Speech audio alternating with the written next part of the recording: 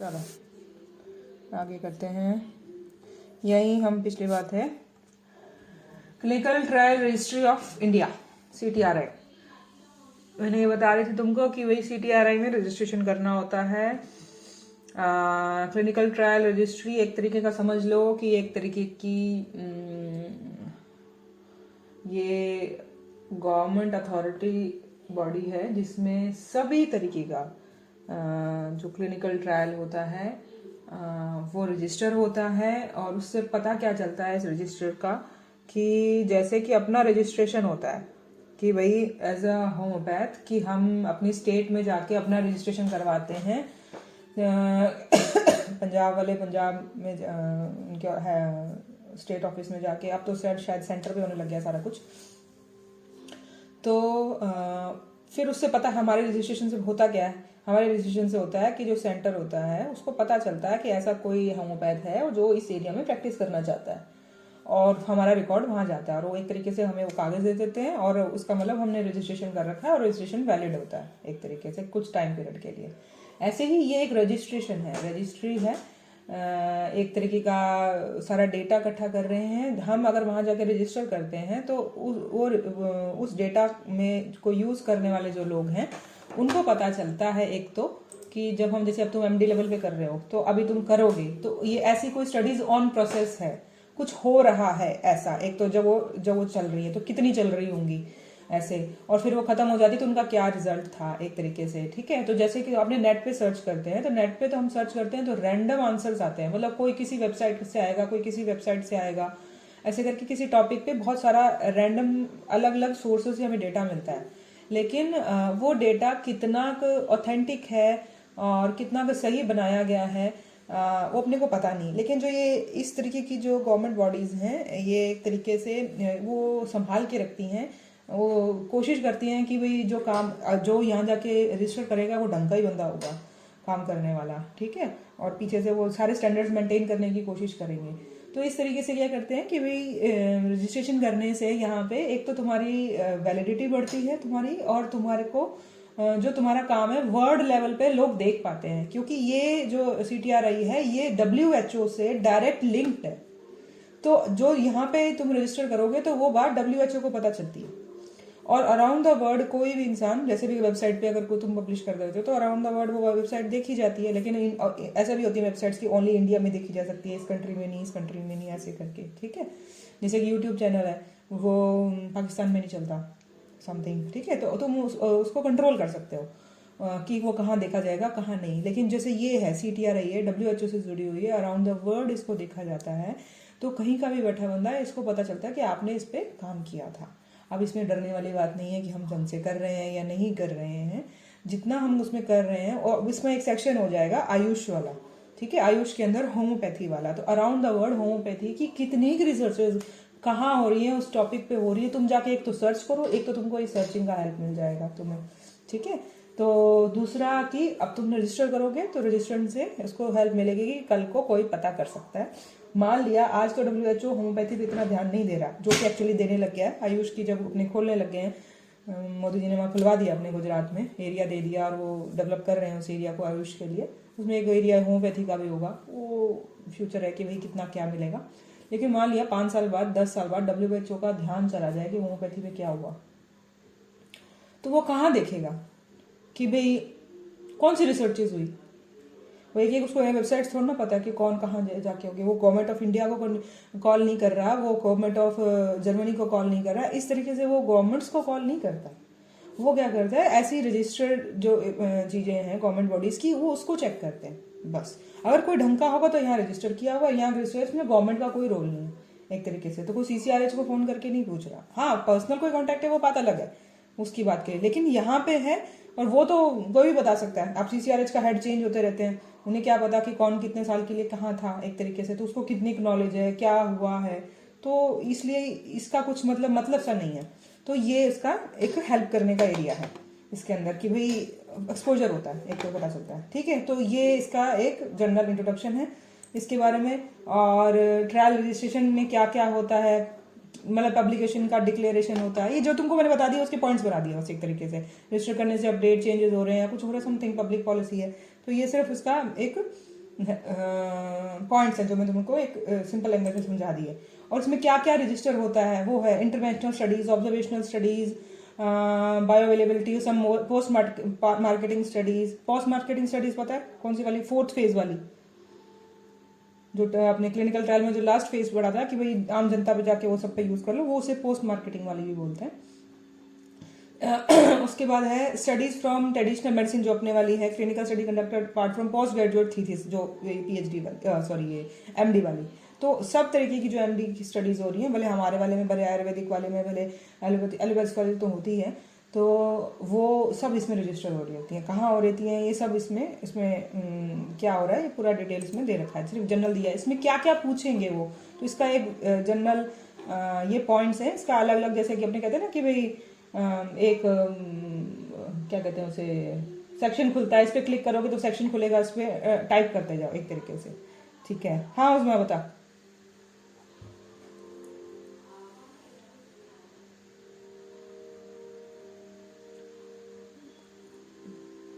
तू बता, तुझे पढ़ाया था मैंने क्लिनिकल ट्रायल क्या होता है?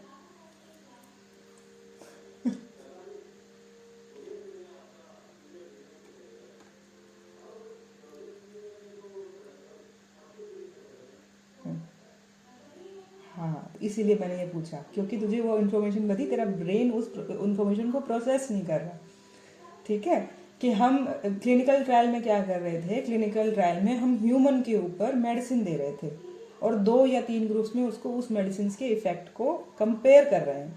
हम अपनी ओपीडी में क्या कर रहे हैं, हम यही कर रहे हैं ना, हम एक ह्यूमन के ऊपर अपनी मेडिसिन दे रहे हैं और ये है कि उसका हम एनालिसिस कर रहे हैं एक तरीके से, उसमें हम ऑब्जर्वेशन कर रहे हैं, मतलब ऑब्जर्वेटरी स्टडी कर रहे हैं, वो बात अलग है। उसके अंदर अगर कुछ में को हार्ट कर रहे हैं या कुछ में कोई इन्वॉल्वमेंट नहीं है, हम उसमें इंटरवेंशन नहीं कर रहे। अगर उसमें इंटरवेंशन है तो इंटरवेंशन के अंदर मैंने ग्राफ में बताया था, इंटरवेंशन के अंदर जाके क्लिनिकल स्टडीज होती है, ठीक है। वो चार्ट इसीलिए दिया था, अगर ये दिमाग में दोबारा क्वेश्चन आए कि भाई मैं जो कर रही हूँ वो क्या है, तो तुमको मैंने वो चार्ट्स दे रखे हैं, उस चार्ट्स के अंदर जाके वो जो टाइप की स्टडी किस पे इन्वॉल्व कर रहे हो, ये इसी के आंसर है। और हाँ हमारे वाली क्लिनिकल स्टडीज़ हैं जो हम कर रहे हैं, मैक्सिमम अपने वाले एरिया के अंदर क्लिनिकल स्टडीज़ ही हो रही हैं और हमारे वाली इसमें रजिस्टर होंगी। और बता, और कोई क्वेश्चन? चलो आगे चलें, ठीक है। इसलिए पूछ रही हूँ, इसलिए मैं तुमको बता रही हूँ कि ये मेरे साथ भी प्रॉब्लम आता था, ठीक है। कि भाई हम सब पढ़ लेते थे, पढ़ने के बाद में एक सिंपल से सवाल का आंसर नहीं दिमाग निकाल पाता था उसको, तो उसको थोड़ा सा ठहर के, इसलिए मैंने तुमको चार्ट फॉर्म दिए था ऐसे करके कि वो इन्फॉर्मेशन है ऑलमोस्ट। मैंने, मुझे लगता है कि जो मेरे हिसाब से कि शायद इससे बाहर 90% एरिया तो मैंने कवर कर दिया तुम लोगों के लिए। अगर इससे बाहर कुछ होगा, कोई भी चीज़ 100% तो करवा नहीं सकता, तो लेकिन अगर तुम्हारे पास कोई सवाल आता है तो तुम बैठ के ये सोचो कि पहले ये किस एरिया की, जैसे मैंने पूछा कि भाई हमको हमारी स्टडी कौन सी हो रही है, हम कौन से वाले टाइप की स्टडीज कर रहे हैं, तो कहाँ जाएगा दिमाग कि हमने कौन कौन सी टाइप की स्टडीज पढ़ी। अब क्लिनिकल ट्रायल में पढ़ी थी, कौन सी वाली पढ़ी थी, सबका एक लाइन का रिवीजन। उसमें देखो कि हमारी वाली क्या थी, हम इसमें मेडिसिन दे रहे हैं, तो मेडिसिन देने को क्या कहते हैं, इंटरवेंशन बोलते थे। इस तरीके से उस इन्फॉर्मेशन को प्रोसेस करोगे तो हर चीज़ का आंसर निकल आएगा। तो एक बार तुमको सब प्लेट पे दे दिया, अब उसमें से इसको थोड़ा सा एक बार या जब 2 बार रिवाइज करोगे तब इस इन्फॉर्मेशन का बेस्ट यूज कर पाओगे, वरना जब क्वेश्चन पेपर सामने आएगा बहुत कंफ्यूज करेगा। आज मेरे से किसने पूछा था, अंजलि ने पूछा था, किसने पूछा था कि भाई एथिकल क्लियरेंस पे क्वेश्चन आ रखा था, एथिकल क्लियरेंस क्या है, तो तुमको मैंने आज बता के, जो एथिकल कमेटी क्लियर करके देती है, एथिकल अपने को अप्रूवल देती है, उसी को एथिकल क्लियरेंस बोलते हैं। और ये तुमको मैंने फर्स्ट क्लास में बताया था। सब कुछ पढ़ लोगे लेकिन क्वेश्चन अटेम्प्ट करने जाओगे समझ नहीं आएगा कि क्वेश्चन में पूछा क्या है। इसलिए वो जब तक तुम ये सारा इन्फॉर्मेशन 1 या 2 बार सही ढंग से रिवाइज नहीं करोगे तो तुम उस क्वेश्चन को अटेम्प्ट नहीं कर पाओगे, ऑर्गन वाली प्रॉब्लम है, ठीक है। इसलिए, और इससे बाहर कुछ नहीं है इसी में आंसर। थोड़ा सा बैठ के शांति से देखना कि इसमें क्या पढ़ा था इसके अंदर, ठीक है। अब इसमें क्या है कि ये ट्रायल इन्फॉर्मेशन जो CTRI है उसमें क्या क्या सेक्शंस में फिल करना है, एक तरह के डेटा कैसे फिल करना है, ये लगभग ऐसे सेक्शंस है उसके अंदर और सब इसमें फिल करना है। और सब कुछ एक बारी में फिल नहीं करना है इसको, कि एक एक सेक्शन खोलो, अगर तुम्हारे पास जितना टाइम है उतना वो एरिया फिल करके छोड़ दिया। कॉलेज की तरफ से मेरे हिसाब से इसमें एक ही चीज़ चाहिए होती है, एथिकल कमेटी का जो अप्रूवल लेटर होता है तुम्हारे उसके लिए, वो तुम थीसिस में लगाते हो और क्या नाम उसका, वो इस कॉलेज से मांगोगे, कॉलेज दे देगा और तुम उसको सबमिट कर दो। इसके अंदर रहेगा, शायद वो PDF फॉर्म में अपलोड हो जाएगा जो भी है इसके अंदर। तो ये सारा डेटा बाकी लगभग टाइप करने वाला होता है। और इसमें यही होता है कि जो फर्स्ट जब तुमने पेशेंट देखा है उससे पहले इसको अनरोल करना होता है। डेट ऑफ ये देखो कि डेट ऑफ फर्स्ट इनरोलमेंट मांगा जाता है। और जब तुमने किसी पहला पेशेंट ले लिया, डेटा इकट्ठा करना शुरू कर दिया, उसके बाद ये रजिस्ट्रेशन का नहीं होता, अभी तक मुझे ये पता है। और अगर कोई होम्योपैथ्स के लिए या कुछ अलग कुछ उनको फ्रीडम मिली हुई है, क्योंकि अभी उनको जानकारी नहीं है और वो इस तरीके से अगर सारे लेट होंगे तो कोई रजिस्टर ही नहीं करेगा। तो इस सेंस में अगर कुछ बैकडोर एंट्री का कुछ मामला है तो आई डोंट नो, लीगली ऐसा ही है और सबके लिए ऐसा ही बोला जाता है। तो अभी जो तुम्हारा स्टेज है, अभी तुमने डेटा इकट्ठा करना नहीं शुरू किया, सबमिट किया है, तुम्हारा प्रपोजल अभी सबमिट हुआ है, तुम्हें अभी एथिकल कमेटी ने बोला है कि हाँ तुम्हारी साइंस सबमिट है, तुम डेटा इकट्ठा करना करो, ये प्राइम टाइम है कि तुम CTRI में रजिस्टर कर दो, ठीक है। और ये डेटा मांगती है। उसके बाद में सेम चीज़ है, ये कैसी है, ये वेबसाइट है, इसमें जाके अकाउंट बनाना पड़ेगा। ये जो वेबसाइट का लिंक है इसके ऊपर ऐसी चीज़ ये दिखेगी और इसके ऊपर या जो इसका पूरा ट्यूटोरियल, एक तो कई जगह इसमें ई ट्यूटोरियल ये दे ही रखा है इसके ऊपर। पहली बात तो ये क्या मांग रही है, ई ट्यूटोरियल इसके ऊपर दिया हुआ है। थोड़ा सा उनको बताया था कि भाई क्या है यहाँ पे नया एप्लीकेंट, न्यू एप्लीकेंट ये दिया हुआ है, यहाँ जाके करोगे, अकाउंट बनाओगे, उसमें क्या इन्फॉर्मेशन मांगेगा, इसके अंदर ऑलमोस्ट सब दे रखा है। फिर सारा डेटा फिल करने के बाद लास्ट में सबमिट करोगे इसके अंदर। और इसके अंदर ये trial registration date some data set download something, ये जो उसमें बोला कि PDF फॉर्म में से रिलेटेड जो इन्फॉर्मेशन है शायद वो भी है अवेलेबल है। और उसके बाद में क्या दिया है, मेन पेज पे click here to add new trial, अगर कुछ और है, जैसे तुम फर्स्ट टाइम जाके तो नया ट्रायल यहीं ऐड करना है। तो इस तरीके से जब तुम वेबसाइट खोलोगे तो उसका ट्यूटोरियल सब अवेलेबल है, इसके ऊपर जाके देखना है उसमें क्या करना है, प्रोसेस करे। और बाद में लास्ट में होगा क्या, ये सब जब तुम कर दोगे, सबमिट कर दोगे, तो उसमें उसके बाद एक ही प्रॉब्लम आता है कि जैसे कि एथिकल कमेटी के मतलब उसमें शायद ईमेल चाहिए होते हैं, वो बता देगा इसके अंदर क्या चाहिए। मतलब जो लोग, जैसे तुम हो, तुम्हारा गाइड है या तुम्हारा उसका भी कोई हेड है, मतलब मान लिया कि कॉलेज का ही हेड है सम, जो कमेटी बनी या कितने रिसर्चर्स हैं, तो रिसर्चर्स योर यार एथिकल कमेटी और समथिंग एक आधे को और आई थिंक 5-6 जनों को मेल जाता है, ईमेल जाता है, ये सिर्फ कंफर्म करने के लिए ईमेल का उनको रिप्लाई करना होता है कि यस, मेल जाता है कि ऐसी कोई स्टडी हो रही है, उस्मा ने ऐसी कोई स्टडी नाम से हमारे को रजिस्टर करने की कोशिश करी है और उन्होंने बोला है कि आप लोग इसके ऐसे करके इस पोस्ट पे इन्वॉल्व हो, आपके अंडर ये स्टडी हो रही है, आप इसको कंफर्म कर दो कि ऐसा हो रहा है। तो उन्होंने बस यस लिख के भेजना होता है कि दिस इज समथिंग। और यहीं पे ज़्यादा लोगों की ये रजिस्ट्रेशन लटक रही होती है कि उन्होंने कंफर्मेशन मेल भेजा और वो 5-6 लोगों में से सब लटके पड़े, किसी ने मेल चेक ही नहीं किया, तो रिप्लाई नहीं कर रहे हैं। तो जब आप सबमिट करो और आपका सारा प्रोसेस खत्म हो जाए, तो उसके बाद जिन लोगों का आपको पता है कि भैया ये लोग इन्वॉल्व हैं, उन लोगों को पहले ही फ़ोन कॉल करके या सम करके इन्फॉर्म कर देना कि मेल आएगा, आप जल्दी से रिप्लाई कर देना। ये अगर आपका सारा काम खत्म होता है 24 घंटे में काम हो जाता है, ऐसा कुछ नहीं होता। मतलब वो जब तुम सबमिट करोगे तो थोड़ा टाइम वो लेंगे सब कुछ देखने के लिए। ऑलमोस्ट चीज़ें स्मूथ हैं, इसमें ज़्यादा कोई लटकाने वाला काम कुछ नहीं है इसमें, इसको करने का डिस्टर्ब करने वाला एक तरीके से। कई बार थोड़ा टाइम ले सकते हैं। कईयों का एक साउथ का बच्चा था, उससे मेरी बात हुई थी, तो उन्होंने कहा था कि उसका 1 महीना लग गया था, पंगा यही हुआ था।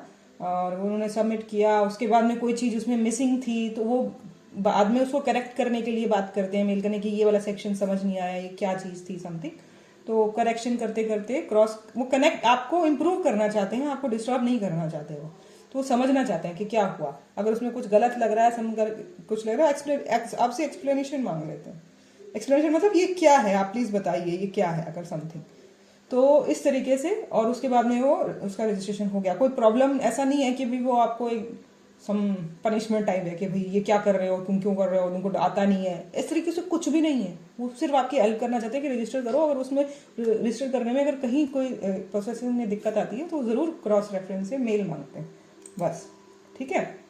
होगा क्या, आफ्टर सबमिशन क्या करेगा कि एक रेफरल नंबर देगा, मतलब एक तरीके से ID नंबर दे देगा, और वो ID नंबर ही होगा कि CTRI checks the data set and send back trial for any clarification and modification if it is incomplete. जो मैंने बोला सब इसमें ये लिखा हुआ। लास्ट में क्या होगा उसके अंदर कि वेरीफाई करता है प्रिंसिपल से, इन्वेस्टिगेटर से, कॉन्टैक्ट से, बाकी लोगों से कि भाई ये सब कुछ हो तो रहा है। लास्ट में जब ये सब प्रोसेस हो जाएगा तो आपको एक नंबर दे देगा जो एक ट्रायल होगा, मतलब ट्रायल रजिस्ट्रेशन बोलते हैं उसे, कि भाई आपका इस पे CTRI पे ट्रायल रजिस्ट्रेशन हो चुका है। कंप्लीट करने के बाद में जैसे कि आपने साल 2 साल की 3 साल की स्टडी करी और उसके बाद जो डेटा था, और लास्ट में आप अपना डेटा उसमें अपलोड कर दो अपनी फाइल के अंदर, उसके अंदर कि आपकी ये फाइंडिंग्स थी। तो आप स्टार्ट कर रहे हो, ये उन्हें बता दिया, तो दुनिया को पता है कि आज इतनी स्टडीज चल रही हैं अगले साल 2 साल 3 साल के लिए। और उसके बाद जब वो हो गई, जैसे जैसे जो होती जाती है, वो अपना डेटा अपलोड करता रहता है, तो उसके अंदर लोग देख सकते हैं। ये ट्रांसपेरेंसी इम्प्रूव करता है, ठीक है। और उसके बाद में एक चीज़ और थी, आपने इससे पहले जो पढ़ी थी, इसमें कोई घबराने वाली बात नहीं है, ऐसा कुछ हम कुछ गलत नहीं कर रहे हैं, हमको नॉलेज कम है, बस इतनी सी बात है कि हम उसमें नॉलेज कम है, उसको इम्प्रूव कर सकते हैं थोड़ा सा। ऑलमोस्ट बाकी चीज़ें मैंने तुमको बताई थी, बाकी हाँ ऑलमोस्ट पॉइंट हुए थे। एक आधी चीज़ और बता देती हूँ, बस एक आधी चीज़ शायद और थी।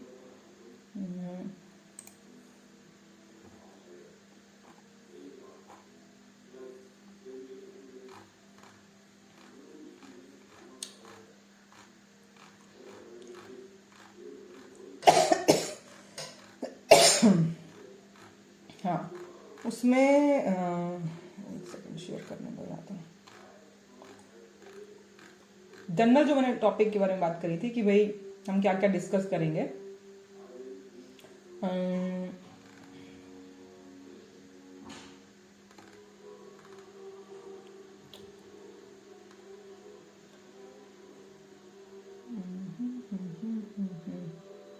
ये वाली स्लाइड देखो।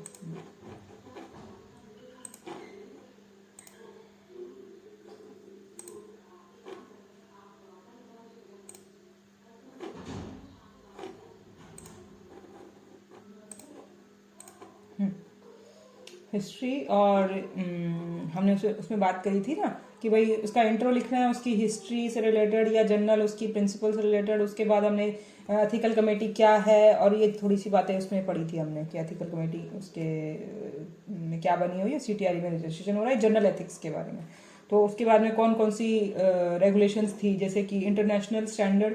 एक तुमको मैंने शायद बीच बीच में बातें बताती गई हूँ, इस स्लाइड के रूप में पहले दिखा देती हूँ कि भाई जैसे कि मैं बताया था कि एक इंटरनेशनल स्टैंडर्ड है, मतलब इंटरनेशनल कमेटी ऑफ हार्मोनाइजेशन बोलते हैं इसको, स्टैंडर्ड कमीशन जनरल क्लिनिकल इसका मतलब गाइडलाइंस बनी हुई हैं, मतलब जो इंटरनेशनल लेवल पे गाइडलाइंस बनी हुई हैं वो अराउंड द वर्ल्ड जैसे WHO बना रहा है, जो सब फॉलो कर रहे हैं। उसमें से फिर आपके इंडिया लेवल पे हमने हमारी गाइडलाइंस बनी हुई हैं, जैसे कि इसको बोलते हैं NDCTR 2019 के, जैसे बोलते हैं ड्रग मैन्युफैक्चरिंग या मार्केटिंग। इसके अंदर सारे रूल्स दे रखे होंगे, सेम ही होती हैं मोस्टली, और उसमें कुछ 19-21 प्लस माइनस, अगर कोई कंट्री लेवल पे चेंज करता है थोड़ा बहुत तो माइनस होता है, वो होता है। उसके बाद में जैसे कि एक और है नेशनल एथिकल गाइडलाइंस है ICMR 1980 की, ये तब से ही चल रही है, थोड़ा बहुत अमेंडेड होते रहते हैं, या 2017 में जो लेटेस्ट आई होंगी इस तरीके से। तो ये थोड़ी सी मतलब ये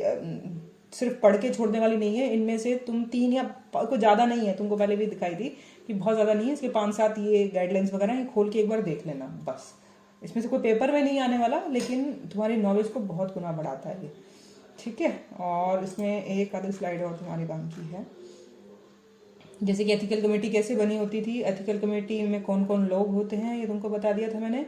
और हाँ ये चीज़ एक और अपने कर सकते हैं, एक सेकेंड।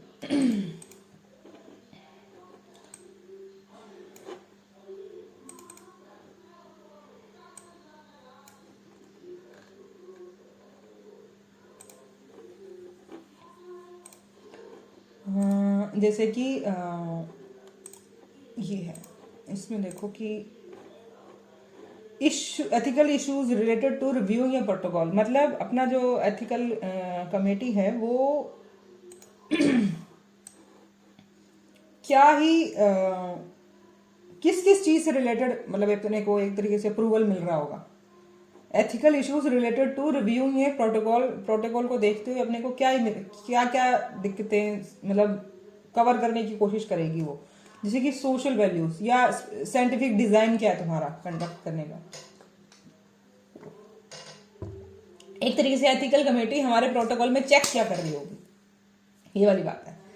तो scientific design, how to conduct the study, कोई risk factor, selection of the study, population कैसे किया, recruitment of the research participant कैसे तुम उसको बुला रहे हो, पेमेंट ऑफ द पार्टिसिपेंट जो तुमको मैंने बताया था कि ज्यादा नहीं पैसा दे सकते, प्रोटेक्शन ऑफ रिसर्च पार्टिसिपेंट, हाँ अगर कोई प्राइवेसी या कॉन्फिडेंशियली कर तो नहीं रही है, कम्युनिटी कंसिडरेशन उनकी, और कम्युनिटी कंसिडरेशन मतलब एक रहने खाने पीने का भी एक होता है, उस एंगल से भी बोलते हैं इसको, ठीक है। और qualification of researchers and adequacy, हाँ असेसमेंट ऑफ स्टडी साइट्स कि जहाँ पे हो रही है वो ढंग की जगह तो नहीं है, पढ़े लिखे हो, करना आता है, डिस्क्लोजर एंड डिक्लेयरमेंट ऑफ पोटेंशियल, अगर तुम्हारा कोई केस बिगड़ता है और तुम बता पाओगे मतलब एक तरीके से वो, और plans of medical management and compensation of the study related to injury, ये कि तुमको पहले उसमें लिखा होना चाहिए कि भाई अभी जो हम आगे टॉपिक पढ़ेंगे एडवर्स इफेक्ट बोलते हैं उसे, कि ये पहले ही जैसे तुमको मेथडोलॉजी के अंदर सेक्शन में तुम्हें बताया था कि मेथडोलॉजी में हम क्या क्या लिखते हैं, उसके अंदर एक सेक्शन लिखते हैं कि तुम एक तो तुम डिफाइन करते हो बहुत सारी चीजें कि मेरी स्टडी में ये जो वर्ड है इसका ये मतलब है, जैसे कि बताया था कि मैंने तुमको कि भाई अगर वनरेबल पॉपुलेशन नाम की कोई चीज तुम अपनी स्टडी में अपने लिख रहे हैं कहीं पे, तो तुम्हारे केस में वनरेबल पॉपुलेशन क्या है, क्योंकि वनरेबल पॉपुलेशन तो बहुत तरीके की होती है, जैसे कि भाई स्टूडेंट्स भी होते हैं, फीमेल्स भी होती है, चाइल्ड भी होता है और प्रिजनर्स भी होते हैं, क्या होता है, तो तुम वहाँ लिख दो कि वनरेबल पॉपुलेशन पे काम हो रहा है, तुमको वहां लिखना होता है कि भाई ये सारा जो डेटा जो ये मांग रहा है लिखने के लिए कि क्या तुम कंपनसेशन दोगे, क्या तुम ये करोगे, ये लगभग मेथड्स एंड मटेरियल वाले सेक्शन में एक्स्ट्रा पॉइंट बन के लिखा जाता है उसके अंदर। और कंसेंट फॉर्म वगैरह क्या है, रिव्यू मतलब जो कंसेंट फॉर्म तुम्हें बनाया है वो उसका प्रोसेस क्या है, मतलब एक तरीके से कैसे तुम कराओगे, कंसेंट फॉर्म लेओगे, प्रोसेसिंग का मतलब पहले तो कंसेंट फॉर्म तुम्हारा चेक होगा रिटर्न लेवल वाला, उसमें एक तो कंसेंट फॉर्म, उसके साथ पार्टिसिपेंट इंफॉर्मेशन शीट, एक तरीके से मतलब एक तरीके से कंसेंट फॉर्म में तो ये सारा वही लैंग्वेज को थोड़ा लीगल फॉर्म में, थोड़ा ढंग की फॉर्म में लिखा जाता है क्योंकि एक लीगल डॉक्यूमेंट है, उस पर साइन कराए जाते हैं।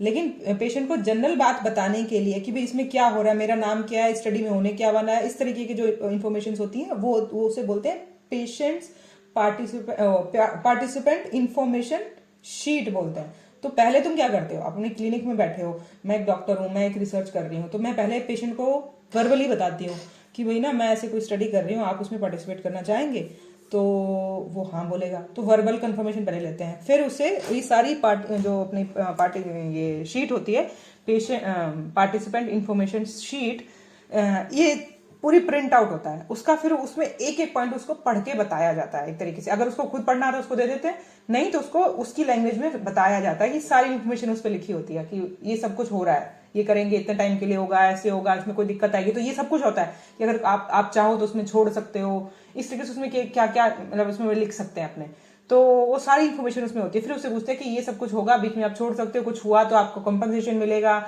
और अगर कोई प्रॉब्लम आई तो एडवर्स इफेक्ट अगर कुछ आया तो हम अगर कोई दिक्कत हुई है तो एक उसका हम कहते हैं रेस्क्यू मेडिकेशन, मान लिया अगर हमने कोई मेडिसिन दी और अगर उसका साइड इफेक्ट आ गया तो उस बंदे के साथ क्या करना, बैठे थोड़ा ना रहना है, उसको एंटीडोट करने के लिए मेडिसिन दी जाएगी, दूसरी मेडिसिन दी जाएगी, तो ऐसे केस में क्या किया जाएगा ये भी मतलब एक तरीके से ये मेथड्स एंड मटेरियल में सेक्शन में लिखा जाता है, हमसे कोई नहीं लिखवा रहा लेकिन हाँ लिखा जाता है, मैक्सिमम स्टडीज अच्छी स्टडीज में तुम देखोगे कि वो सब लिख के दे देते हैं कि भाई अगर ये केस हुआ तो ऐसा करूंगा, ऐसे ये केस हुआ तो सारी प्लानिंग पहले हो चुकी होती है, बुरे से बुरे हाल की, अच्छे से अच्छे हाल की, वहां लिख के दे दी जाती है कि यही प्रोटोकॉल है, ऐसा ही होगा, और अगर तुमने ऐसा कोई सेक्शन मिस कर दिया और उसमें वो इंफॉर्मेशन नहीं लिखी हुई और वो सिचुएशन बाय चांस क्रिएट हो गई तो उसे कहते हैं प्रोटोकॉल वायलेशन। एक तो इन्फॉर्मेशन तुमने डाली नहीं और उसके बाद में कोई नई सिचुएशन खड़ी होगी, तुम्हें पता ही नहीं उसमें करना क्या है, तुम अपनी तरीके से उसको हैंडल कर रहे हो, जो कि नहीं करना। ये बहुत छोटे पॉइंट लगते हैं लेकिन करोड़पतियों और अरबपतियों की जो स्टडीज वो करवा रहे होते हैं फार्मेसी जो अपने मेडिसिन की, इन पॉइंट्स पे वो अरबों खरबों की स्टडीज कैंसिल हो जाती हैं, भले वो कितनी अच्छी थी, ये इतने भारी भरकम पॉइंट्स हैं, ये छोटे पॉइंट्स नहीं है। उसके बाद में selection of vulnerable and special group, तो ये पॉइंट्स हैं जहाँ पे मतलब एक तरीके से देखा जाए कि इसलिए ये क्या क्या चेक करती है एक तरीके अगर बोला जाए तो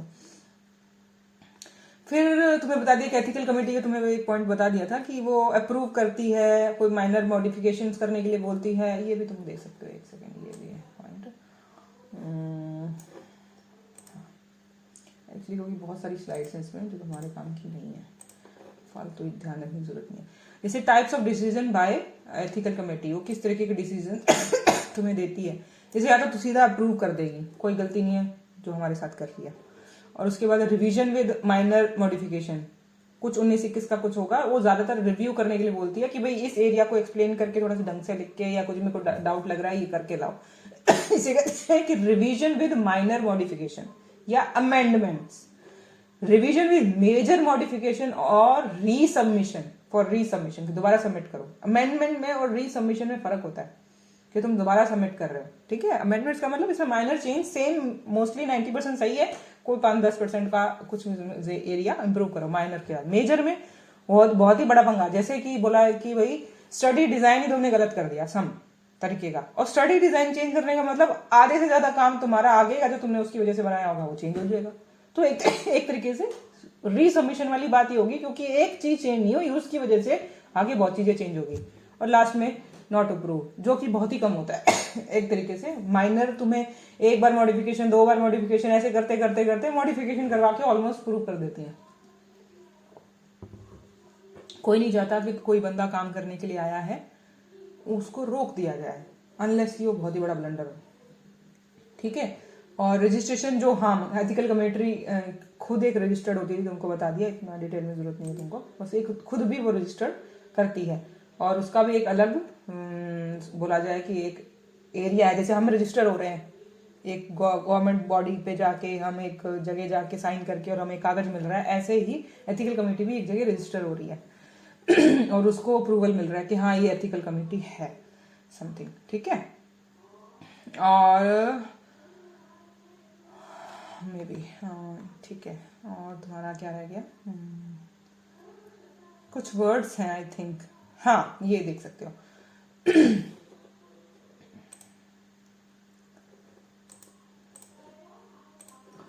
जैसे कि इन्फॉर्म कंसेंट क्या चीज है, जैसे इन्फॉर्म कंसेंट बोल रहे हैं, a process by which a subject, अगर मान लिया कि इन्फॉर्म कंसेंट पे ही शॉर्ट नोट आ जाए तो इन्फॉर्म कंसेंट को तुम डिफाइन कैसे करोगे, समथिंग इस तरीके से बोल लेना।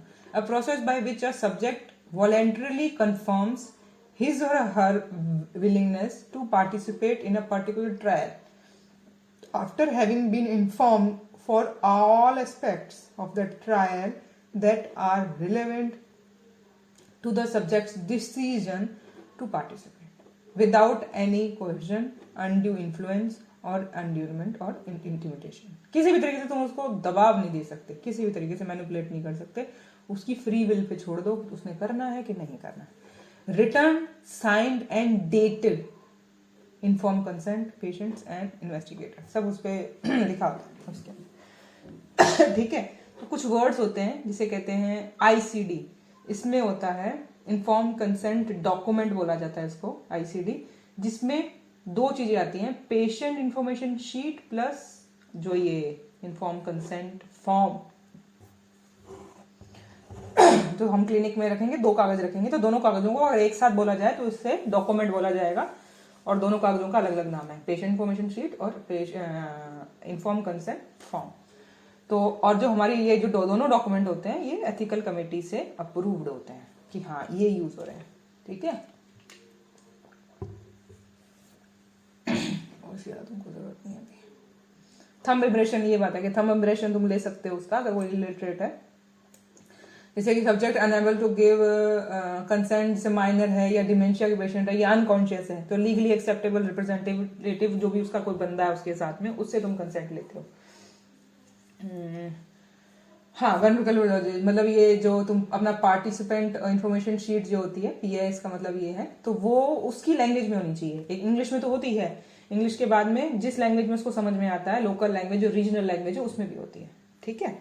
और पूरी ढंग से उसको पहले वर्बली समझाया जाता है, अगर वो पढ़ने पे, जैसे कि तुमको मैं बता रही हूँ एब्रेविएशन तो यूज नहीं हो रही है उसके अंदर, अगर कुछ सिंपल वर्ड भी है लेकिन पढ़ने वाले बंदे को पढ़ने के बाद भी बात समझ में आए तो पहले उसको वो सारा पार्टिसिपेंट इन्फॉर्मेशन शीट पढ़ के बताई जाती है उसके बाद कहता है ये खुद पढ़ लो, उसमें कुछ और है। उसके बाद अब एक डॉक्यूमेंट दिया जाएगा जिसपे आपको साइन करना है, ऐसे करके। तो साइन करने वाली शीट अलग होती है, बताने वाली शीट अलग, ठीक है।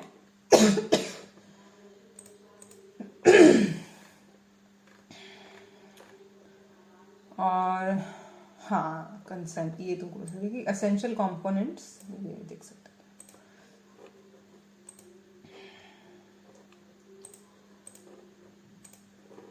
Essential components of an informed consent क्या क्या होते हैं? A statement that the study involves research, अपना टाइटल एक तरीके से। The study information, this includes the protocol title, name and contact details of the principal investigator, the funding resources of the study. सब मतलब जो प्रिंसिपल इन्वेस्टिगेटर, मतलब जो तुम्हारा इस स्टडी का हेड है, मान लिया कि अपना प्रिंसिपल है अपने कॉलेज के, वो हैं, ज़रूरी है वो भी हो, कोई और भी हो सकता है, एथिकल कमेटी का हेड भी होता है, कोई भी हो जाते हैं। तो प्रिंसिपल इन्वेस्टिगेटर जो है उसका कॉन्टैक्ट डिटेल भी उसमें डाला होता है कि अगर उसको कोई प्रॉब्लम है पार्टिसिपेंट को और उसने बात करनी है उसके बारे में, तो वो सीधा तुम्हारे हेड से बात कर सकता है। The purpose of the study, research study and the duration of the participant, the study procedure and the visit schedule, कितने कितने टाइम बाद मुझे जाना पड़ेगा। The participant responsibilities in the study, मेरा क्या रोल है इसके अंदर, क्या चीज़ हो तो मुझे क्या रिस्पॉन्सिबिलिटी मेरी। what टाइम टू टाइम मुझे अपने टेस्ट करवाने हैं, ताकि टाइम टू टाइम वो सबमिट करवाने हैं एक तरीके से। तो ये उसको देखना पड़ेगा। मान लिया कि 3 महीने आया ही ना पार्टिसिपेंट, उसका फ़ायदा, तो उसमें क्या रिस्पॉन्सिबिलिटी है, उसमें क्या सेंसिटिविटी है उसकी, टाइम टू टाइम उसने मेडिसिन लेनी है, बीच में जो बताया गया वो काम नहीं करने हैं, इस तरीके की होती हैं। What happen if the participant withdraws from the study, अगर वो छोड़ देगा तो क्या होगा? ट्रीटमेंट वो उसको मिलता रहेगा, ये उसकी मर्जी पे होता है। अगर वो इसका पार्ट लेना नहीं चाहता, आपका सिर्फ एक पेशेंट बन के रहना चाहता है और वो एक आपकी रिसर्च का पार्ट नहीं बनना चाहता, वो विड्रॉ कर लेता है, तो आपका पेशेंट तो वो रहता ही है। A clear statement, what is experimental in the study, experiment क्या हो रहा है। A disclosure, experimental in the study something कि तुम 2 ग्रुप्स में डिवाइड कर रहे हो, समथिंग, ये उसमें नहीं बताया जाता कि प्लेसिबो ग्रुप में हो या इस ग्रुप में, 2 जगह डिवाइड करोगे, इतना डिटेल में अगर उसका स्टडी को की चीज़ों को डिस्क्लोज नहीं किया जाता। पर उसमें एक्सपेरिमेंट किस मेडिसिन का हो रहा है, किसी डिवाइस का हो रहा है, सम कुछ और, तुम कोई मेथड एक्सप्लोर कर रहे हो, समथिंग, ये सब इसमें लिखा जाता है कि क्या इंटरवेंशन है एक तरीके से उसमें। Disclosure of appropriate alternative procedures और courses of treatment if any that might be adventure, ठीक है, टू द सब्जेक्ट। कोई अल्टरनेटिव प्रोसेस भी तो चल रहा है क्या अप्रोप्रिएट, उसका वो भी बताना होता है कि अगर तुम इसका पार्ट नहीं हो सकते और इससे बट ये कुछ है तो ये एक और तरीका है, something. The possible risk, discomfort and inconvenience, the potential benefits of the participant, benefit क्या है अगर तुम मेरे पार्ट का बनो, उसका बनो। बेनिफिट्स में लगभग पैसा ही होता है। और दूसरा बेनिफिट हमारे वाली में क्या, हम उसमें मैंने एक जगह पढ़ा हुआ पाया कि तुम्हारी जनरल जो हेल्थ इंप्रूव हो रही है, उसके सारा डेटा ढंग से इन्वॉल्व हो रहा है।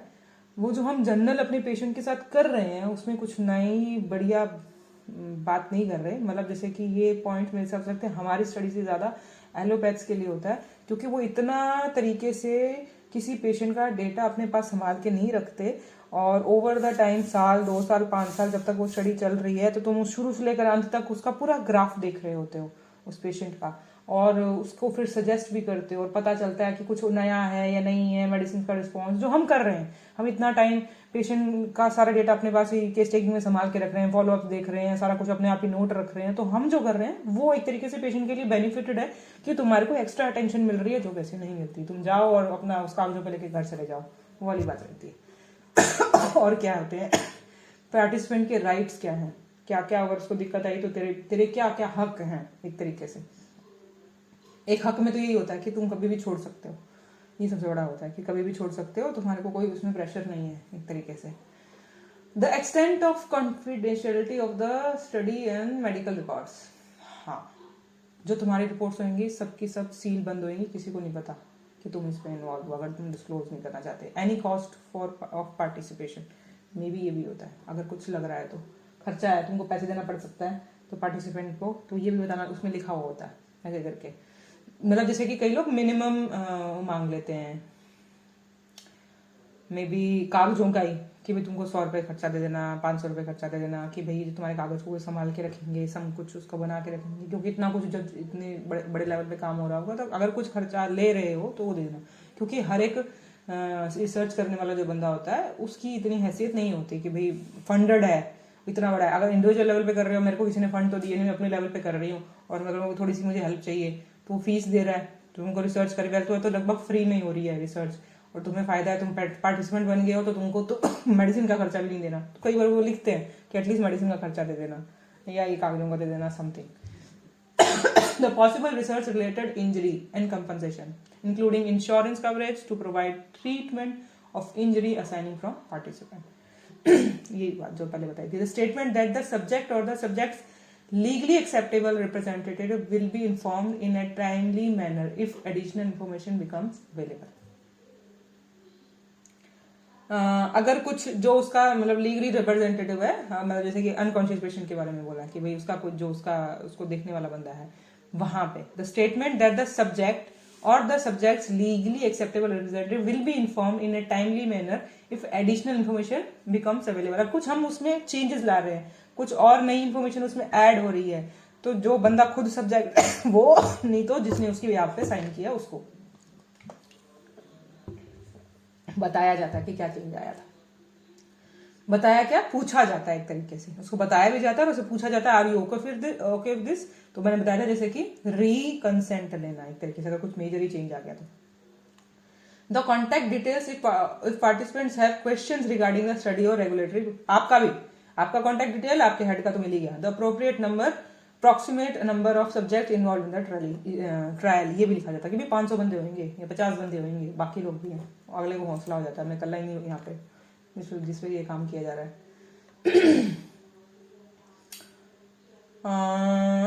ये भी तुम देख सकते हो, जनरल बात है, पर ये इन्फॉर्मेशन तुम्हें कहीं और मिलेगी नहीं, इसलिए मैं तुम्हें बता ही दूँ। जैसे कि CTRA के बारे में बात कर रहे थे, तो CTRA जो रजिस्ट्रेशन है कंप्लीट होती है, इसमें क्या करना है, अप्रूवल चाहिए होता है इसके अंदर before initiation of the CTRA। जैसे तुमको बता दिया था कि भाई मतलब जब तुम क्लिनिकल ट्रायल रजिस्ट्री में सबमिट कर रहे हो तो बस एक तुम्हारा एथिकल कमेटी का जो अप्रूवल लेटर चाहिए होता है, और बस ये तुम्हें बता दिया। एक ये है कि CTRA इंडिया है क्या, ये ICMR जो है जो अपने अराउंड द इंडिया रिसर्च को देखती है, वो बॉडी रिसर्च बॉडी, उसने ये CTRA बनवाया था 2007 में। तो जो ट्रायल रजिस्ट्रेशन था CTRA का वो मैंडेटरी है, 15 जून 2009 के बाद से ये मैंडेटरी हो चुका है। फ्री है, ऑनलाइन है, पब्लिक रिकॉर्ड्स के लिए अवेलेबल है। यहाँ पे CTRA PG थीसिस और बायोमेडिकल रिसर्च ह्यूमन, जिसमें ह्यूमन पार्टिसिपेंट इन्वॉल्व हो रहा है वो तो है ही, इसके अंदर सब रजिस्टर हो रहा है और इंटरनेशनली एक्सेप्टेबल है ये, और पब्लिकली मतलब इसमें वर्ड कोई भी देख सकता है। The CTRA facilitated to provide the platform for registration, almost उनको हर बात बता दी ऑलमोस्ट, सिर्फ उसमें स्लाइड फॉर्म में देख लो, ऐसा कुछ नहीं है जो तुमको शायद मैंने कुछ ना बताया हो तो।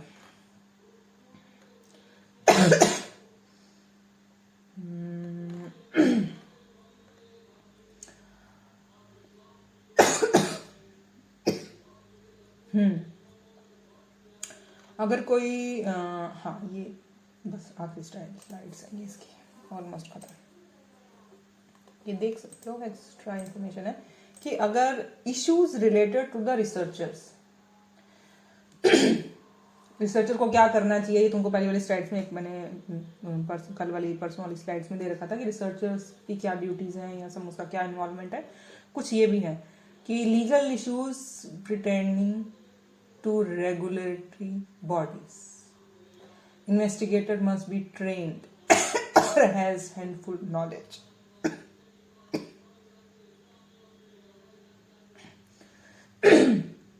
कि अगर वो ढंग से ट्रेन नहीं है, उसको पूरी नॉलेज नहीं है और वो इस तरीके से, तो उस पर लीगल इश्यूज आ जाते हैं। आप ढंग से पढ़े लिखे नहीं हो, आपको कोई नॉलेज नहीं है और आप ह्यूमंस पे एक्सपेरिमेंट करने लगे हो, एक तरीके से इन पे पंगा हो सकता है। तो ये इश्यूज आते हैं रिसर्च से रिलेटेड। या avoiding bias and appropriate research methodology है, इनकरेक्ट रिपोर्टिंग है और इनअप्रोप्रिएट यूज ऑफ इंफॉर्मेशन है, ये सब कि इन सब से रिलेटेड आती हैं। एक तरीके से तुम ये ढंग से कर नहीं रहे हो। Poorly conducted studies violate the principle of justice, ढंग से काम नहीं किया, as there are times and resources wastage of research sponsor, तुमने किसी से पैसा लिया और काम नहीं किया, तो ये भी एक तरीके का researchers and subjects and undermine the societal trust और साइंटिफिक इंक्वायरी, कि तुम एक मतलब एक तरीके से क्या होता है, रिसर्चर पे बहुत ज्यादा फेथ होता है कि जो वो कर रहा है वो सही हुआ होगा, वो बड़ा ही लॉयल है, हार्ड वर्किंग है और एक तरीके से ट्रूथफुल है, ऑनेस्ट है, और जो आंसर लेके आएगा उस पर तुम डिपेंड हो सकते हो, तो तुम वो एक तरीके की बहुत सोशल बड़ी रिस्पॉन्सिबिलिटी होती है, और पता चला कि तुम सब घपला कर रहे हो। तो इस तरीके के जो इश्यूज आ जाते हैं वो रिसर्चर से रिलेटेड लीगल तरीके के, ये लीगली बाउंड होता है ये सब कुछ करने के लिए कि तुम ऐसा नहीं कर सकते हो एक तरीके से। अब फ्रॉड क्या होता है, जैसे कि रिसर्च पब्लिकेशन वाले पॉइंट्स में इसी में था, मैं तुमको बता दूं कि फैब्रिकेशन या फाल्सिफिकेशन, मतलब जैसे कि जब तुम अपना ये लास्ट बताया एथिक्स, ये एथिक्स में भी बोला जाता है, एथिक्स के अंदर ही आता है एक तरीके से।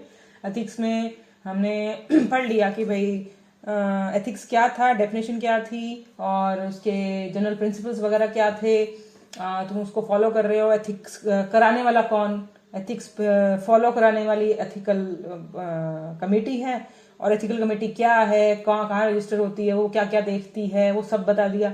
उसके बाद में एथिक्स फॉलो करने किसने है, रिसर्चर ने, रिसर्चर्स की क्या क्या है वो तुमको पर्सनल स्लाइड्स में है, और फिर उसका अगर वो नहीं करेगा तो ये इसके लीगल इश्यूज आ जाएंगे। फिर उसके बाद में सारा काम हो गया और उसमें इन्फॉर्म कंसेंट जो बन रहा है उसमें क्या क्या है इसके अंदर। ठीक है, इन्फॉर्म कंसेंट की क्या उसमें क्राइटेरिया वो आज और बता दिए कि इन्फॉर्म कंसेंट में क्या क्या डलता है, एक तरीके से साइन होता है सब। और उसके बाद में ये सब कुछ करने के बाद में एक या दो चीजें और होती है कि जब तुम ये सारा कुछ, एक तो कॉन्फिडेंशियलिटी भी है कि बचा के भी रखोगे, तुमको ये भी करना है, ये भी एथिकल इश्यूज में आता है। अब लास्ट के जो इसके पॉइंट होते हैं एथिक्स के, कि एक तो तुम जो डेटा इकट्ठा कर रहे हो उसके साथ तुम छेड़छाड़ नहीं करोगे, एक नया ही डेटा नहीं बनाओगे, जो हम बहुत प्राउडली बना रहे हैं, इसे कहते हैं फैब्रिकेशन, कि पेशेंट तो है ही नहीं और कागजों में नकली पेशेंट्स बना दिए, उसे कहते हैं फैब्रिकेशन।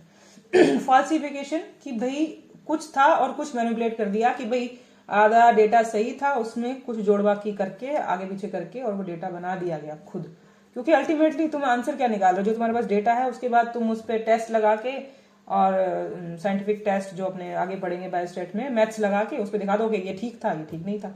अब पहले वो उसके 8 ग्राम था, बाद में उसका 12 ग्राम हो गया, ये तुमने लिखने वाले तो तुम ही ना।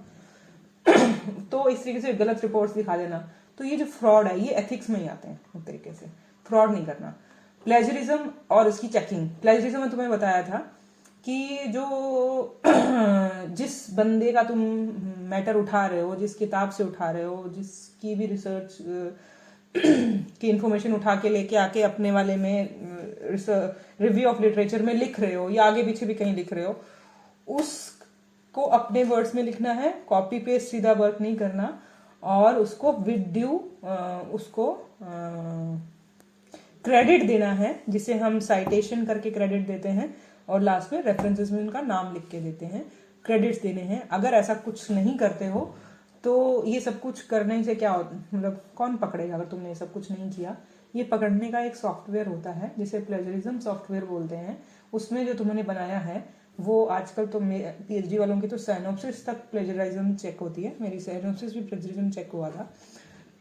उसमें प्लेजरिज्म मतलब तुमने इसके अंदर कुछ कॉपी पेस्ट कहीं से भी लिखा होगा ना, वो अपने आप पकड़ लेगा, इतना वो स्ट्रांग होता है। और पेड वाले होते हैं, कुछ महंगे वाले होते हैं, जो बड़ी से बड़ी इंडस्ट्रीज होती हैं वो तो 12 लाख 15 लाख का प्लेजरिज्म सॉफ्टवेयर लेती हैं, और उस वो कहीं से भी कुछ भी पकड़ लेता है। तो अपने कॉलेजेस में भी शुरू हो गया है कि भाई प्लेजरिज्म सॉफ्टवेयर रखना ज़रूरी है, और वो ये जो सारा सारा PDF फाइल के रूप में उसमें डाल देती है, वो अपने आप चेक कर देता है 1 सेकंड में, और एक एक लाइन पे अंडरलाइन करके बता देता है कि ये कॉपी पेस्टेड है, कहाँ से आई है, ये उस किताब में ऐसी कैसी लिखी हुई थी। तो इस तरीके से वो डिटेक्शन हो जाती है। तो जो तुम करते हो और उसकी चेकिंग होती है, सब इसमें आता है। तो ऑनलाइन है, फ्री है, पेड प्लेजरिज्म चेक करते हैं, सॉफ्टवेयर अवेलेबल होता है, और इसलिए वहां से पता चलता है। और प्लेजरिज्म मिल गया वो रिसर्चर्स ब्लैक लिस्ट हो जाता है 3 साल के लिए, कि वो कुछ नहीं पब्लिश कर पाएगा, और उसने जो काम किया है उसकी ऑथेंटिकेशन तो खत्म होएगी, और अगली बार जो कोई काम लेके आएगा भी तो उस पर क्वेश्चन मार्क रहेगा कि ये कोई ढंग का बंदा नहीं है, इस तरीके से। फिर आती है ओवरलैपिंग लास्ट में। ओवरलैपिंग में क्या होता है कि कई लोग क्या करते हैं, publication of a paper that overlaps substantially with one already published without reference to the previous publication. उसको ऐसे समझाऊं मैं,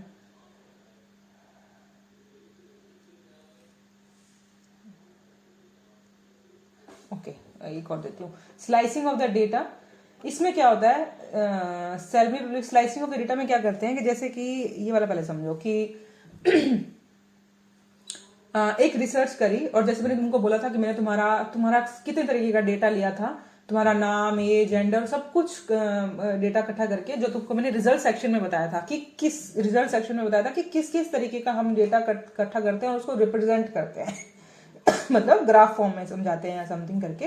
तो हमने, हमारा सवाल ही सिर्फ ये नहीं था कि भाई इस एलर्जिक रेनाइटिस का ये सल्फर से ठीक किया, ये नहीं किया, लेकिन यही रिजल्ट में नहीं दिखाना है, उसके अलावा भी बहुत कुछ दिखाना है. कितने, कौन सी एज के थे, कौन से जेंडर के थे, कौन से एरिया में रहने वाले थे, समथिंग जो मैंने तुम्हारे बारे में 500 मैरिड थे, अनमैरिड थे, समथिंग, ये सारी इन्फॉर्मेशन उसमें शो होती है. अब मान लिया कि तुमने उसके साथ में, जब तुम ये डेटा ले रहे थे, उसके साथ में तुमने कोई कुछ और इन्फॉर्मेशन और साथ में ले ली. मे बी जैसे कि हम सिर्फ इस पर देख रहे थे एलर्जिक रेनाइटिस, जैसे मैंने तुमको एग्जांपल दिया कि एचबी पे, तो हमने सिर्फ उसका एचबी पे टेस्ट किया और तुमने ये दिखाया कि मैं सिर्फ जो स्टडी कर रहा हूँ उसमें सिर्फ उसका एनीमिया ही है, सम एचबी ही उसका देख रहा हूँ मैं तो तुम्हारा सारा केस टेकिंग में उसका नाम है, सब कुछ है, और स्टडी है तुम्हारी एचबी पे, लेकिन और तुमने सारा डेटा भी वही दिखाया कि इसका नाम, प्लेस और ये सब 5-7 इन्फॉर्मेशन प्लस एचपी की रिपोर्ट्स, और एचपी के साथ तुमने वो बड़ी या घटी ये तुमने पब्लिश कर दिया. लेकिन इस टाइम उस एचबी के साथ में मान लिया कि तुम एक डेटा और इकट्ठा कर रहे हो जो तुमने डिस्क्लोज नहीं किया. जैसे एचबी के सामने तुम उसका पूछने लग गए, मान लिया कि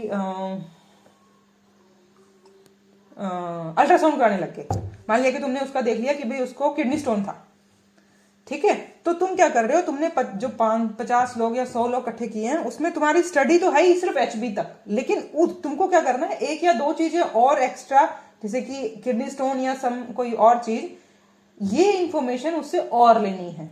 और और बाद में क्या करते हैं लोग कि ये जो स्लाइसिंग करके कि भाई मेरा ये सारा नाम और ये और विच एचबी के साथ ये रिपोर्ट दिखा दी, अगली बार एक स्टडी और पब्लिश कर दी जिसमें एचबी वाला सेक्शन निकाल के उसने ये सारा डेटा किडनी स्टोन के साथ दिखा दिया.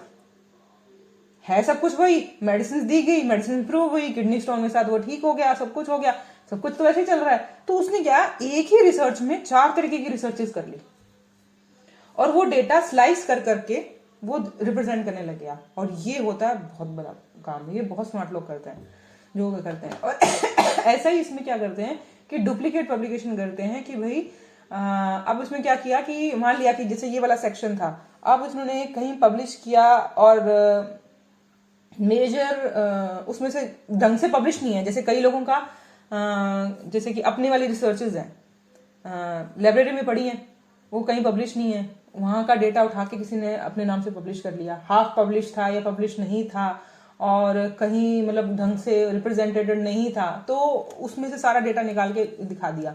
डुप्लीकेट पब्लिकेशन जैसे बोला जाता है इस तरीके से. तो इस तरीके से ओवरलैपिंग करी जाती है कि जो नहीं है उसका वो दिखाना. मुद्दा इसमें सारा यही है. इसमें तो जो उसका था उसको बड़ा ही स्मार्ट तरीके से एक्स्ट्रा दिखा देना, और यहाँ जो उसका नहीं है वो भी दिखाने लग जाना.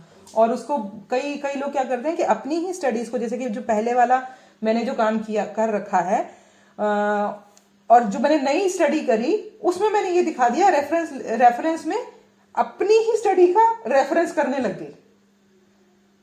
तुम रेफरेंस किससे लेते हो, तुम रेफरेंस किसी और स्टडी से लेते हो कि भाई मैं ये कर रही हूं और दूसरे 5 लोगों ने जो अलग अलग लोग हैं उन्होंने भी इस काम पे इस पे कर रखा था, और तुम उसे डेटा लेके अपने वाले में रेफरेंस करते हो. लेकिन ये क्या करते हैं डुप्लीकेट में कि भाई अपनी ही कोई पहले इन्होंने स्टडी कर रखी थी और दूसरी इन्होंने कोई, क्योंकि एक रिसर्चर अपनी लाइफ में एक ही स्टडी नहीं करता है, और भी स्टडीज करता रहता है, और फिर क्या करता है कि अपनी ही पुरानी स्टडी को रेफरेंस के रूप में यूज करता रहता है. और ये डुप्लीकेट एक तरीके से उसकी वैलिडिटी बढ़ाने के लिए, क्योंकि जितनी बार तुम्हारी स्टडी को कोई रेफरेंस के लिए यूज करेगा तो तुम्हारी स्टडी की वैल्यू बढ़ती है. तो अपनी ही स्टडी की वैल्यूज बढ़ाने के लिए लोग ऐसा करते रहते हैं, और वो डिटेक्ट हो जाता है कि ये ऐसा कर रहे हैं. तो ये सब कुछ एथिक्स में आता है इसके अंदर, ठीक है. ऑलमोस्ट यही है। तो ये पूरा पार्ट है एथिक्स का। अब अपने पास 5 मिनट है, अगला जो टॉपिक है वो भी ज़्यादा इतना बड़ा नहीं है, इसी के साथ कवर हो जाएगा। अभी तक का कोई कंफ्यूजन?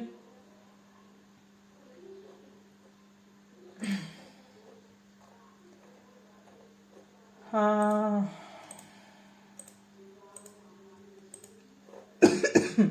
ये है तो 8-10 स्लाइड्स, लेकिन तुम इसको क्लिक करो साथ के साथ, क्योंकि ऑलमोस्ट मैंने तुमको इसमें से चीज़ें बता दी हैं। जो अगला टॉपिक है अपना एडवर्स इवेंट, मतलब मोस्टली तुम्हें समझा दिया है, इसकी लैंग्वेज बस तुमको समझने वाली है। इसमें से क्लिक कर लो।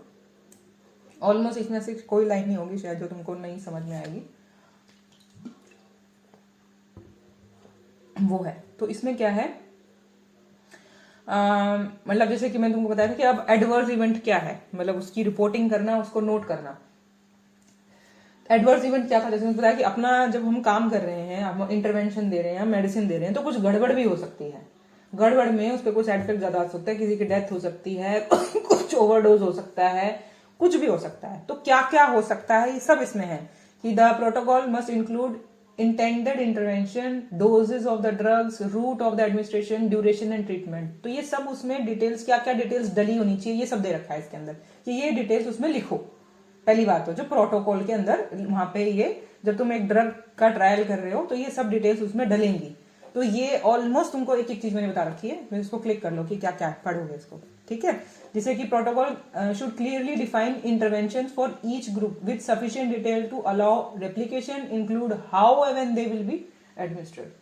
तो ये सिंपल लैंग्वेज है। दूसरी चीज फिर विड्रॉल, ये तुमको मैंने बताया था कि भाई तुम, क्योंकि एनसीएच वालों की स्लाइड्स हैं, इन्होंने ये ड्रग एडवर्स इफेक्ट के अंदर ये 5-7 दी थी, मैंने कहा ऑलमोस्ट ये तुमको मैंने बता रखी है। तो ये भी तुमको बताया था कि किस कंडीशन में तुम विड्रॉल करवाते हो उनका। तो ये इन कंडीशन में, जैसे कि सब्जेक्ट विड्रॉल क्राइटेरिया, ये सबको जिसे टर्मिनेट कर दोगे, मतलब उसको स्टडी से निकाल ही दोगे या अपनी अपनी पूरी स्टडी ही बंद कर दोगे। एक पेशेंट को निकालना वो बात अलग है कि भाई इस पे कोई इफेक्ट आ रहा है, इसको आउट ऑफ कर दो। एक तुम अपनी ही पूरी स्टडी को बंद कर दोगे, क्या क्या होगा एक तरीके से। तो ये सब उसमें लिखा होता है।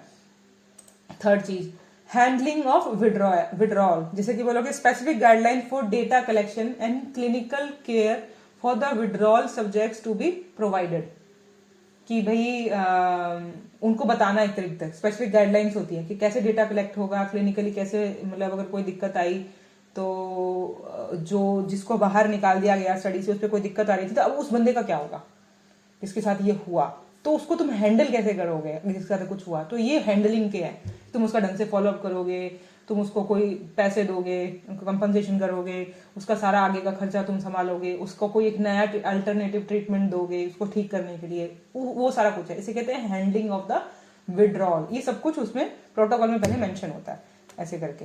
तो उसके बाद जो तुम नई मेडिसिन दोगे, मतलब एक तरीके से कि भाई अगर उसके साथ कुछ गड़बड़ होगी, उसे कहते हैं रेस्क्यू मेडिकेशन। तो वो कैसे होगी, तो जैसे कि when participants experience an inadequate therapeutic effect or an exacerbation of symptoms during the clinical trial, they may start non-trial treatment. This is the very basic thing call में कि बस उसको नया तरीके का ट्रीटमेंट देंगे। लास्ट में देखा है access to rescue medication is often permitted for ethical reasons and to encourage recruitment and retention of the participants। तुम क्यों करते हो, बताओगे कि पारदर्शिता रखते हो, ट्रांसपेरेंसी रखते हो, कि पेशेंट को पहले बताते हो या अगर कुछ ऐसा हुआ तो तुमको नया मेडिसिन दिया जाएगा। तो इससे पेशेंट को लगता है हाँ मेरी केयर है, मेरे पे ही, मैं बलि का बकरा नहीं बन रहा हूँ, अगर मेरे साथ कुछ गड़बड़ भी होगी तो भी ये संभाल लेंगे। इस तरीके से ये सब कुछ उसमें मेंशन होगा एक तरीके से। जैसे कि एग्जांपल इन्होंने दिया है, diabetes trial patients are to receive rescue medication in case blood glucose does not decrease over time in trial in chronic obstructive pulmonary disease rescue may be given to prevent exacerbation। ठीक है, इस तरीके से। तो it's a very basic thing. उसके बाद में कि भाई तुम कैसे अप्रोच करोगे उसको, कि भाई लास्ट में जब तुम उसका एनालिसिस कर रहे हो तो ऐसे केसेस जिनके साथ ऐसा हुआ है, क्या तुम उन लोगों को हटा दोगे अपनी स्टडी में से, कि तुम 100 लोग लेके चले और 20 ने तुम्हारा लास्ट तक 100 के 100 तो तुम्हारे साथ चले नहीं, कुछ ने मर्जी से छोड़ दी तो 80 बचे, 20 लोगों ने छोड़ दी। उसमें से कोई जिन पे इफेक्ट नहीं आ रहा था उनको रेस्क्यू मेडिसिन देनी पड़ी, तो 8-10 लोग ऐसे थे, तो 70 लोग रह गए।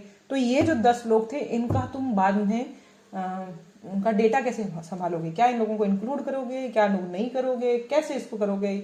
इस तरीके से या दोनों तरीके का एनालिसिस दिखाओगे, वो प्रोटोकॉल में पूरा मेंशन किया। When rescue is estimated according to a protocol, receiving rescue would not constitute a protocol deviation and the respective patients would still be part of the pre protocol set. अगर ये शुरू में बता देते हो कि भाई अगर ऐसा कुछ हुआ और उनको हैंडल किया जाएगा, तो बाद में ऐसा तुम जब करते हो तो उसे कहते हैं कि भाई हाँ तुम प्रोटोकॉल से तो हटे नहीं, प्रोटोकॉल डेविएशन तो किया नहीं क्योंकि तुमने बताया था। तब ऐसे केसेस के अंदर तुम इन लोगों को प्री प्रोटोकॉल का मतलब एक तरीके से तुम उसको एडिशन रख सकते हो अपने बारे में। अगर तुमने लोगों का नहीं बताया तो उसमें कुछ पंगा हो सकता है। जैसे बहुत सारे सिस्टमेटिक रिव्यूज के अंदर ऐसा मतलब करते हैं वो लोग, डेटा इंक्लूडेड है या एक्सक्लूडेड है ये सब लिखा होता है उसके अंदर। तो सिंपल चीज में अप्रोच है कि क्या करना है। अब एडवर्स इवेंट आता क्या है, सिर्फ 2 या 3 और स्लाइड्स हैं इसमें। इन अ प्री क्या चीज है पहले जैसे कि in the pre approval clinical experience with a new medicine product और its new usages particularly as the therapeutic dose may not be established. मतलब एक तो हो सकता है कि कब आएगा, मतलब ऐसा हमारे केस में तो वैसे ही बहुत कम है कि हमारे वाले में अगर एडवर्स इफेक्ट आना तो हम बने ही उस वजह से थे कि भाई बहुत ज्यादा एक्टिवेशन होती है। तो हमारी लाइन के अंदर तो एडवर्स ड्रग रिएक्शन आना तो बड़ा रेयर काम है।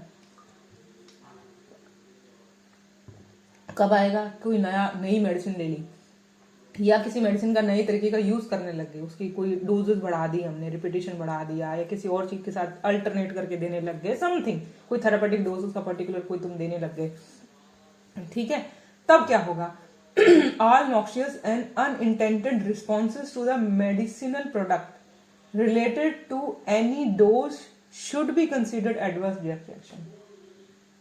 कुछ भी जो तुमको एक्सपेक्टेड नहीं था, अनइंटेंडेड रिस्पॉन्स आ गया उस मेडिकल प्रोडक्ट का, और वो उसके एडवर्स रिएक्शन में आता है। इस तरीके से नॉक्शियस मतलब ऑब्वियसली डेंजरस समथिंग, कुछ ना कुछ होना चाहिए उसके अंदर, तो वो आता है इसके अंदर ड्रग एडवर्स ड्रग रिएक्शन के अंदर। The phase response to the medicinal products, phase क्या होगा? द फेज जो फ्रेज है, ये जो वर्ड है response to medicinal products means that a causal relationship between a medicinal product and the adverse event is at least a reasonable possibility, that is the relationship cannot be ruled out।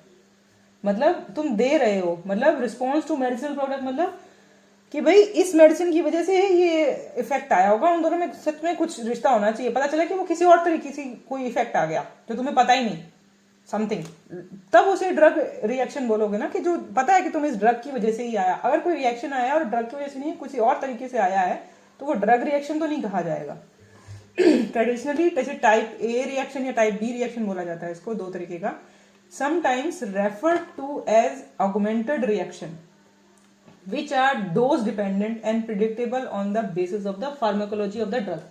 जो जिस pharmacology पढ़ी उसकी कि वो drug कैसे बनी और उसका बॉडी में क्या इफेक्ट था और उस तरीके से बॉडी कैसे रिस्पॉन्स कर रही है, जो उसका पूरा फार्माका था, काइनेटिक्स, डायनेमिक्स, सब कुछ, दोनों चीजें मिला के उससे एक आइडिया होता है कि भाई इसकी डोज को अगर बढ़ा दिया जाएगा तो ऐसा रिएक्शन आएगा, इसकी डोज को अगर कम कर दिया जाएगा तो ऐसा रिएक्शन आएगा। वो जो डोजेस पे डिपेंडेंट है और हमें पता है ऑलरेडी पढ़ाई से कि भैया ये ऐसा करती है, वो आता है टाइप ए रिएक्शन अगर डोजेस बढ़ाने से आया। लेकिन डी बिजार रिएक्शन, आइडियोसिंक्रेटिक, जैसे पैरासीटामोल बॉडी में रिएक्शन दे रही है, भाई दुनिया को तो नहीं दे रही, अब तेरी बॉडी में पैरासीटामोल लेने से रिएक्शन आ रहा है, तो इडियोसिंक्रेटिक है, वो होता है बी, जिसका कोई प्रेडिक्टेबल नहीं होती और फार्माकोलॉजी तो बता ही नहीं सकती कि भाई ऐसा भी कर देती होती है। तो आज के लोगों को पैरासीटामोल से रिएक्शन आने लगे हैं, तो लेकिन वो पैरासीटामोल रिएक्शन नहीं देती है, उसकी कहीं फार्माकोलॉजी में कहीं भी ऐसा बॉडी में कोई रिएक्शन वाला काम नहीं है उसका, तो इसे बोलते हैं बी टाइप ऑफ। अब इसी चीज को बोलते हैं event, something. And adverse event is any untoward medical occurrence in a patient or clinical investigation should administer a pharmaceutical product and which does not necessarily have a causal relation with this treatment। बड़ा गंदा है इसका explanation.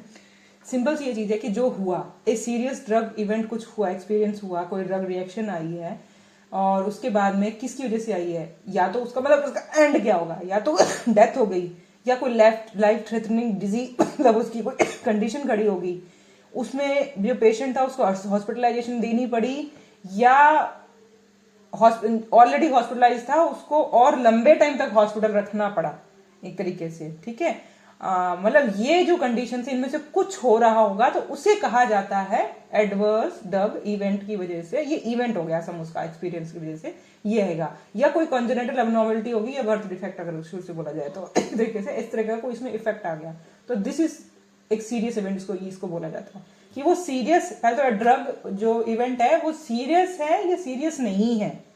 Serious और दो चीजों में classify किया जाता है, सीरियस है या सीरियस नहीं है। जो कुछ हुआ किसी के साथ में, उसके सिम्टम्स में, उसकी डिजीज में टेम्परेरी या परमानेंट कोई चेंज आया इस तरीके से, तो कुछ मतलब कुछ तो खराब हुआ, और खराब टेम्परेरी था या परमानेंट था, और वो टेम्परेरी है या परमानेंट है, वो सीरियस है कि नॉन सीरियस है, इस तरीके से इसको डिफाइन किया गया है। तो अगर कुछ ऐसा होता है तो उसको रिपोर्ट करना होता है, बताना होता है। जो सीरियस ड्रग इवेंट जो हुआ कुछ आपकी स्टडी में, उसको रिपोर्ट करना होता है एक तरीके से। कहाँ करना होगा, ये एक तरीके से ये स्लाइड पर क्लिक कर लो।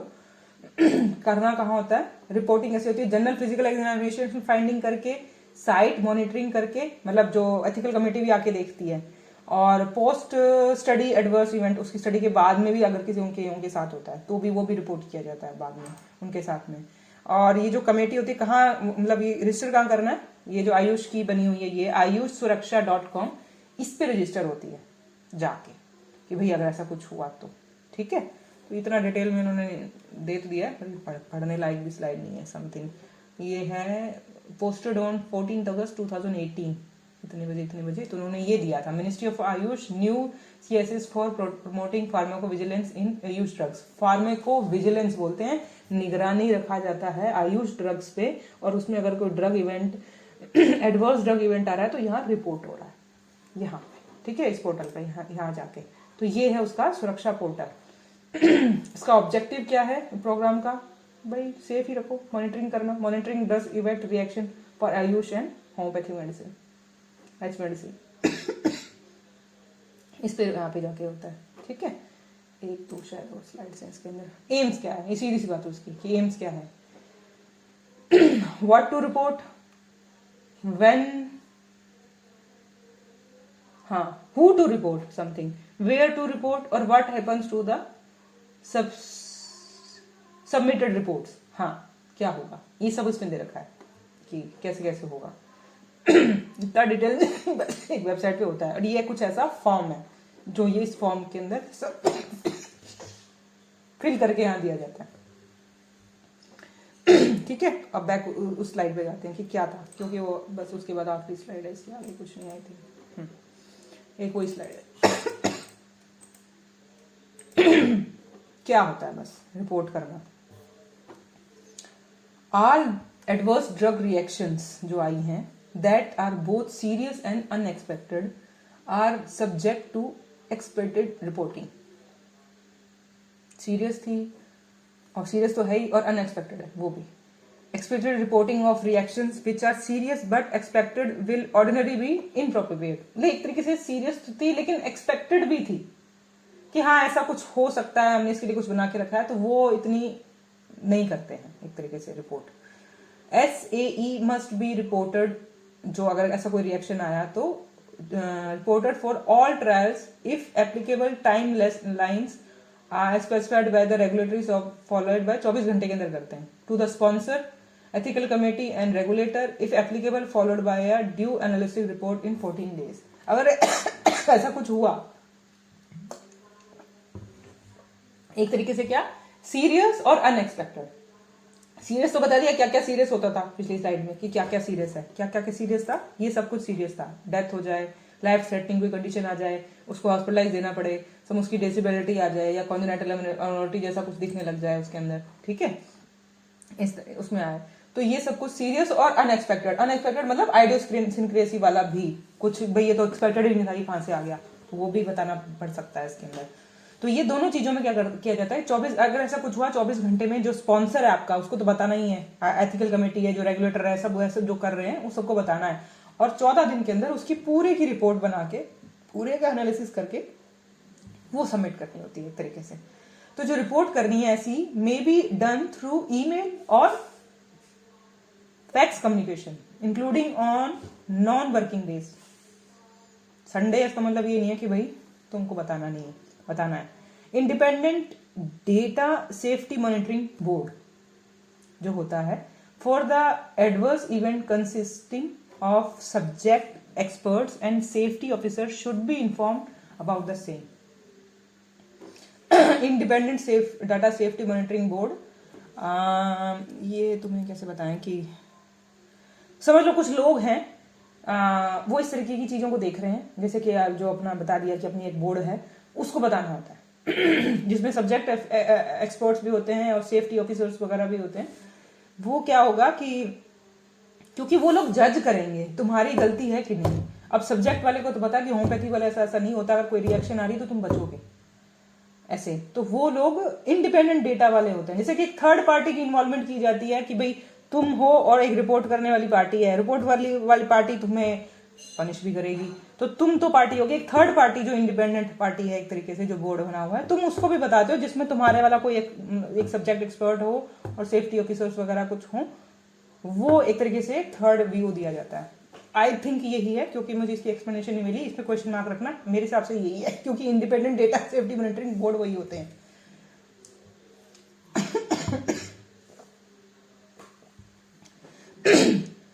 फ्री मेडिकल मैनेजमेंट ऑफ, हाँ अगर ऐसा कोई इवेंट हुआ है तो क्या करना, उसका फ्री उसका इलाज तो करना ही पड़ेगा ना, फ्री में करोगे, अगले की क्या गलती। Irrespective of the relatedness to the clinical trial should be given for as long as required or till such time as it is established that the injury is not related to the clinical trial, whether whichever is earlier। मतलब तुम्हारे trial से हुआ या नहीं हुआ, अब वो गले पड़ गया है, उसका इलाज तो ढंग से करना पड़ेगा, ऑब्वियसली वो फ्री होने वाला है, ठीक है। क्लिनिकल ट्रायल के साथ चल रहा हो, उससे पहले उसके बाद में हो, समथिंग जो भी हुआ है आपको देखना ही पड़ेगा।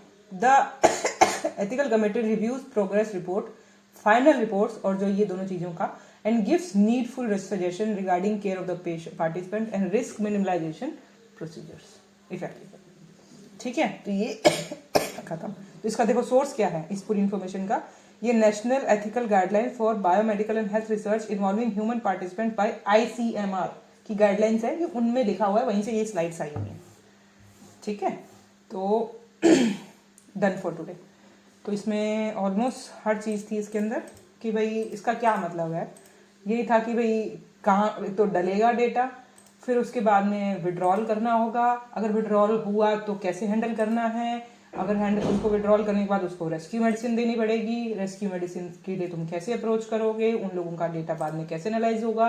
उसमें एक वर्ड यूज होता है कि ड्रग रिएक्शन, और उसके बाद में आता है उसका इवेंट, और वो मतलब एक तरीके से इवेंट मतलब क्या चीज हो गई, रिएक्शन था उसका, इवेंट मतलब वो जब काम हुआ तो वो किस कैटेगरी का था, और उसके बाद में उसको रिपोर्ट करना है, क्या क्या चीजें मतलब कितने टाइम में करना है, किसको करना है, किस किस को करना है, या क्या चीज रिपोर्ट करनी क्या नहीं करनी। फिर उसके बाद यही है कि भाई क्या कैसे उसकी सारी एग्जामिनेशन होगी, ये सब उसमें दे रखा है। और उसके बाद में है कि भाई कहाँ रिपोर्ट करोगे, इस साइट पे जाके करोगे, और वो लोग क्यों करना चाहते हैं, क्योंकि वो इस चीज को मॉनिटर करना चाहते हैं, उसका एम ही है ये मॉनिटरिंग का। इस वेबसाइट पे जाके करोगे तो इन लोगों का क्या एम है कि कैसे हो, कहाँ हो, उसके बाद क्या होगा उस रिपोर्ट का, और सबमिट करने के बाद एवरीथिंग इज देयर, और ये इसका फॉर्म है, यहाँ होता है drug event report. Done. Any questions पूछो।